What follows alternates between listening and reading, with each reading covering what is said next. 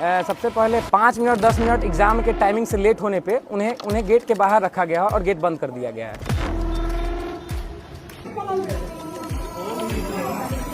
ऐसा कुछ नहीं है कि मनमानी हो रही है, उनका काम नहीं हो पा रहा है। हम 11 बजे जाते हैं, 12 बजे आते हैं और हमारा एग्ज़ाम नहीं हो पा रहा है, इसलिए महाविद्यालय पर ही आरोप लगा रहे हैं। सबसे पहले 5 मिनट 10 मिनट एग्ज़ाम के टाइमिंग से लेट होने पे उन्हें गेट के बाहर रखा गया और गेट बंद कर दिया गया है। तो सबसे पहला मुद्दा यहाँ उठता है कि जब छात्र हमारे कॉलेज से जो कोई दिक्कत होता है, मान लीजिए किसी भी ऑनर्स में हमारा पेंडिंग लगता है तो कॉलेज गलती करती है तो छात्र उसके लिए 1.5 महीना और 2 महीना जाता है यूनिवर्सिटी और दौड़ता है। तो जब 5 मिनट और 10 मिनट के लिए हमारा कॉलेज हमारे बच्चों को नहीं सह सकता है, उसके टाइमिंग को नहीं सह सकता है, ये क्या नया नियम है? क्या नया नियम है कि आखिर ऐसा क्यों हो रहा है?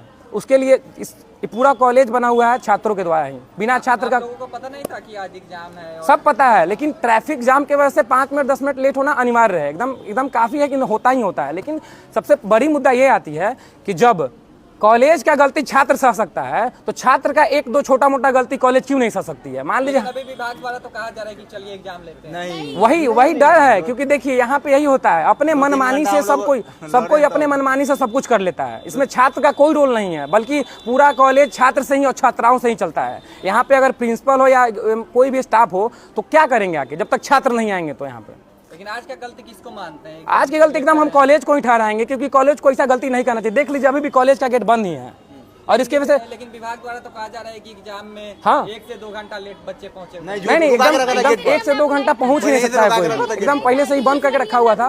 और एक और भी मुद्दा है, बच्चा कॉलेज के बच्चे पहले से नियम लागू नहीं था, इस बार नियम लागू हुआ है। 3 सेमेस्टर कहाँ थे? 3 सेमेस्टर से भी नियम लागू होना चाहिए। जब लास्ट सेमेस्टर है तो उसमें नियम लागू हो रहा है। सब कोई वही, इसके पहले कोई नियम था। और एक मुद्दा कैबिनेट चलने के लिए तो कहा हुआ एग्जाम हो रहा है, नहीं हो रहा है एग्जाम। सबसे बड़ा मुद्दा बोल रहे हैं कि असाइनमेंट मार्कशीट लाने के लिए। और सभी छात्रों को इसमें भी दिक्कत होती है कि एक दिन में ही 6 विषय की परीक्षा ले ली जाती है और समझ में नहीं आता है क्या लिखाया क्या नहीं लिखाया और किस टाइप से लिखाया। कोई रूटीन नहीं है, कोई रूटीन मेंटेन नहीं होता है। तो सबसे बड़ी समस्या ये है, परीक्षा देना तो है, एकदम रेगुलर देना है, लेकिन एक दिन में ही सभी विषयों की परीक्षा हो जाती है। परिचय क्या हुआ?